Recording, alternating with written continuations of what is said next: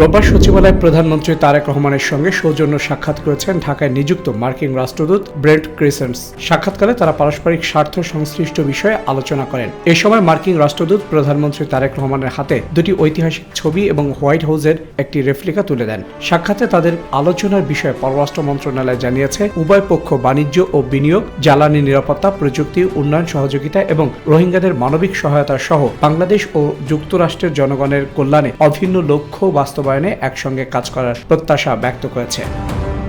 হামের ভয়াবহতা করোনার চেয়ে কম নয় বলে মন্তব্য করেছেন স্বাস্থ্যমন্ত্রী সরদার মোহাম্মদ সাখাওয়াত হোসেন। তিনি বলেন, দেশের সব জেলা ও উপজেলায় একযোগে ৩ মে থেকে হামের টিকা দেওয়া হবে। রোববার ঢাকার নবাবগঞ্জ উপজেলা স্বাস্থ্য কমপ্লেক্সে হামের টিকাদান কর্মসূচির উদ্বোধনী অনুষ্ঠানে তিনি একথা বলেন। করোনাকালে ব্যয় না হওয়া ৬০৪ কোটি টাকা দিয়ে হামের ভ্যাকসিন কেনার প্রক্রিয়া শুরু করা হয় জানিয়ে স্বাস্থ্যমন্ত্রী বলেন, বিশ্ব স্বাস্থ্য সংস্থার তথ্য অনুযায়ী ৮২% রোগী ৫ বছরের কম হয় তাদের টিকা দেওয়া হচ্ছে, বাকিদের পরে পর্যায়ক্রমে দেওয়া হবে। মন্ত্রী বলেন, আগামী ১২ এপ্রিল থেকে ঢাকা উত্তর ও দক্ষিণ সিটি এবং ময়মনসিংহ ও বরিশালে টিকা দেওয়া হবে, আর ৩ মে থেকে অবশিষ্ট সারা দেশে একযোগে টিকা দেওয়া হবে।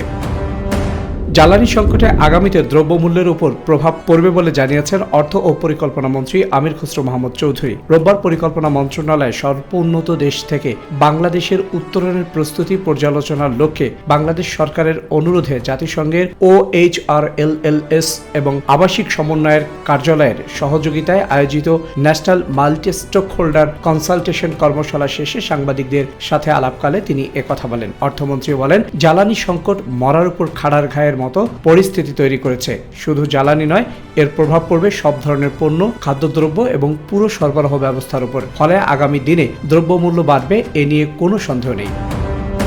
বাণিজ্যমন্ত্রী খন্দকার আব্দুল মুক্তাদির বলেছেন, দেশের বর্তমান অর্থনৈতিক বাস্তবতায় ঋণ ব্যবস্থাপনা শক্তিশালী এবং করের আওতা বৃদ্ধি করা এখন সময়ের সবচেয়ে বড় দাবি। তিনি আরো বলেন, জনগণের প্রত্যাশা পূরণে সরকার দৃঢ়প্রতিজ্ঞ এবং চলমান সংকট থেকে দেশকে বের করে আনতে কার্যকর পদক্ষেপ নেওয়া হচ্ছে। রোববার পরিকল্পনা কমিশনের NEC সম্মেলন কক্ষে national multi stakeholder consultation on Bangladesh graduation ratings assessment শীর্ষক সেমিনারের সমাপনী অনুষ্ঠানে বিশেষ অতিথির বক্তব্যে তিনি এসব কথা বলেন। মন্ত্রী বলেন, বাংলাদেশ বর্তমানে একটি চ্যালেঞ্জপূর্ণ অর্থনৈতিক পরিস্থিতির মধ্য দিয়ে যাচ্ছে, যা অস্বীকার করার কোনো সুযোগ নেই। এই অবস্থায় দেশের অর্থনীতিকে সুশৃঙ্খল ও স্থিতিশীল করতে সুপরিকল্পিত উদ্যোগ গ্রহণ করা জরুরি।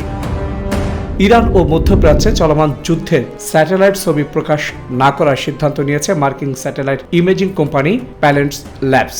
যুক্তরাষ্ট্রের প্রেসিডেন্ট ডোনাল্ড ট্রাম্প প্রশাসনের অনুরোধে এই সিদ্ধান্ত নিয়েছে কোম্পানিটি। শনিবার গ্রাহকদের ইমেইলের মাধ্যমে তাদের এই সিদ্ধান্তের কথা জানিয়েছে মার্কিন কোম্পানিটি। বেশ কিছু গণমাধ্যম তাদের বরাতে বলেছে, স্যাটেলাইট চিত্র প্রদানকারীদের অনির্দিষ্ট সময়ের জন্য ছবি প্রকাশ স্থগিত রাখতে বলেছে মার্কিন প্রশাসন। মধ্যপ্রাচ্যের স্যাটেলাইট ছবি প্রকাশের উপর বিধি নিষেধ আরোপ এবারই প্রথম নয়, এর আগেও এ ধরনের সিদ্ধান্ত নেওয়া হয়।